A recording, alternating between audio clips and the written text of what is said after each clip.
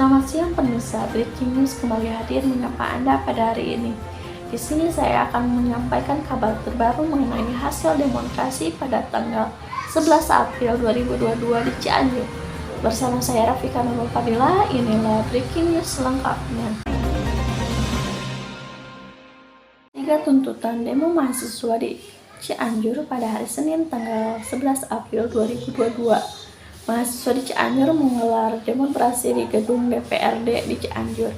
Tak hanya di Cianjur, aksi tersebut berlangsung di beberapa wilayah di Indonesia seperti di Bandung, Jakarta, Makassar, dan lain-lain. Ada 3 tuntutan utama yang akan disampaikan oleh mahasiswa Universitas Surya Kencana Cianjur. Apa saja tuntutan dan hasil akhir tersebut? Kita akan terhubung pada reporter yang bertugas di lapangan kepada Fitriani. Silahkan. Ya, baik Rafika, di sini saya sudah bersama dengan salah satu narasumber. Beliau adalah mahasiswa dari Universitas Surya Kencana Cianjur. Di sini saya akan membahas mengenai demonstrasi yang sudah hangat diperbincangkan oleh masyarakat saat ini. Baik, selamat siang Bapak. Siang. Bisa diperkenalkan dulu namanya? Oke, nama saya Budiman Yunus. Saya dari FKIP Surya Kencana dan juga dari Prodi PPKN tingkat 4. Baik Bapak, mengenai demo aksi pada waktu lalu yang masih hangat diperbincangkan pada saat ini, mengenai apa sajakah demo tersebut?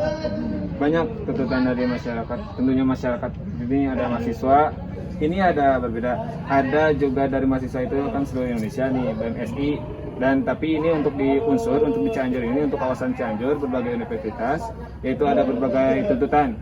Salah satunya yaitu mengenai kenaikan harga bahan pangan, yang kedua mengenai kenaikan bahan bakar minyak, yang pertama itu, yang ketiga mengenai ini yang paling heboh, mengenai peningkatan pertambahan masa periode dan juga ada penundaan masa pemilu, itu sih yang menjadi strategi kami, fokus kami itu. Baik Pak, jika demonstrasi tersebut kapan terjadinya Pak?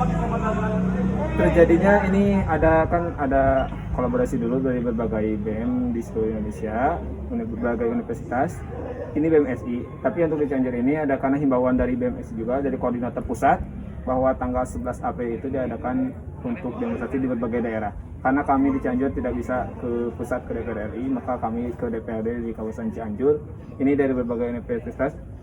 Ini termasuk juga tuntutan kami juga dari masyarakat, dan juga ini himbauan dari koordinator pusat mengenai BMSI ini untuk segerakan demo ke berbagai daerah DPRD. Ya, kemudian di mana demo tersebut dilaksanakan, kemudian dari mana awal pemberangkatan tersebut Pak? Oke, untuk kawasan Cianjur ini kami dari berbagai universitas kan, ya, ada unsur, ada juga Azami, ada Jawa, ada STAIS. Ini kami bergabung koordinasi di mana pusatnya nih. Untuk unsur sendiri kami dikumpulkan di BM ini sini di kampus, di kawasan kampus Cianjur di unsur. Terus keberangkatan itu kurang lebih jam 9 keberangkatan dari unsur. Ini semuanya mahasiswa unsur. Nanti kan di jalan nanti ketemu sama univ yang lain. Kemudian siapa saja yang ikut serta dalam demonstrasi tersebut? Apakah hanya mahasiswa Universitas Surya Kencana Cianjur? Apakah ada dari universitas yang lainnya Pak? Oke, banyak.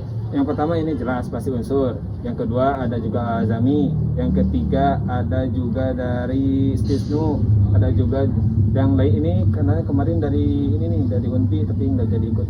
Tapi ini berbagai, ada 4 kurang lebih 4 atau 5 dari univ di kawasan Cianjur yang ikut untuk demo kemarin tanggal 11 April. Baik Pak. Kemudian mengapa Bapak ingin ikut serta dalam aksi demo tersebut Pak? Oke, jelas. Ini pertanyaan yang saya tunggu-tunggu dari berbagai kalangan masyarakat dan juga termasuk Anda sendiri. Apa sih alasan saya secara pribadi mengikuti demonstrasi kemarin? Jelas bahwa pada prinsipnya mahasiswa itu bukan hanya belajar di kawasan kampus, di kelas, tapi ini peran dari masyarakat tersebut sebagai estafet kepemimpinan pertama. Yang kedua sebagai mahasiswa tersebut sebagai penyambung lidah masyarakat. Selain partai politik, mahasiswa tersebut bergerak dalam penyambung lidah masyarakat. Aspirasi masyarakat itu termasuk pada mahasiswa. Walaupun dari kalangan masyarakat lain juga ada yang tidak setuju dengan adanya demonstrasi karena dipersepsikan bahwa demonstrasi itu anarkis yang lainnya. Tapi menurut saya pribadi, ikut demo ini adalah sebagai tuntutan sebagai saya pribadi masyarakat, sebagai saya pribadi sebagai mahasiswa, sebagai penyambung lidah masyarakat, aspirasi masyarakat. itu menjadi hati nurani saya tersentuh untuk demonstrasi. Tapi jelas tidak adanya anarkis, tidak adanya kerusakan fasilitas umum. Itu yang saya harapkan kepada masyarakat dan juga mahasiswa lain. Baik Pak, lalu bagaimana pendapat Bapak mengenai aksi demo kemarin Pak? Oke, demo kemarin ini khususnya untuk Cianjur atau di pusat nih?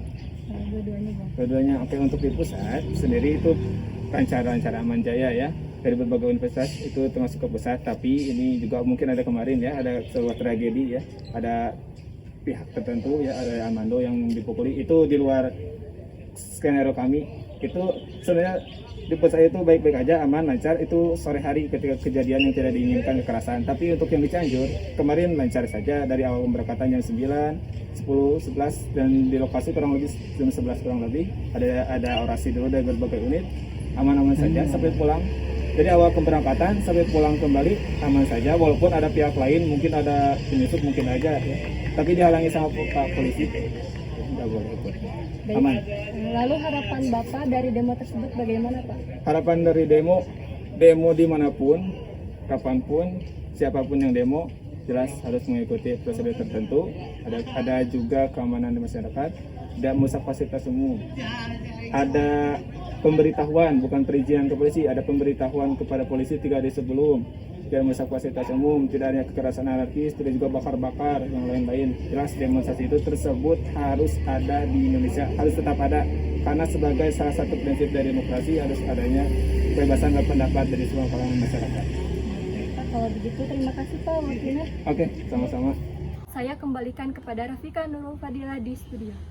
Terima kasih kepada Petriani yang sudah melaporkan hasil wawancaranya. Sampai bertemu di Breaking News selanjutnya. Saya Rafika Nurul Fadila melaporkan dari studio. Selamat siang dan sampai jumpa.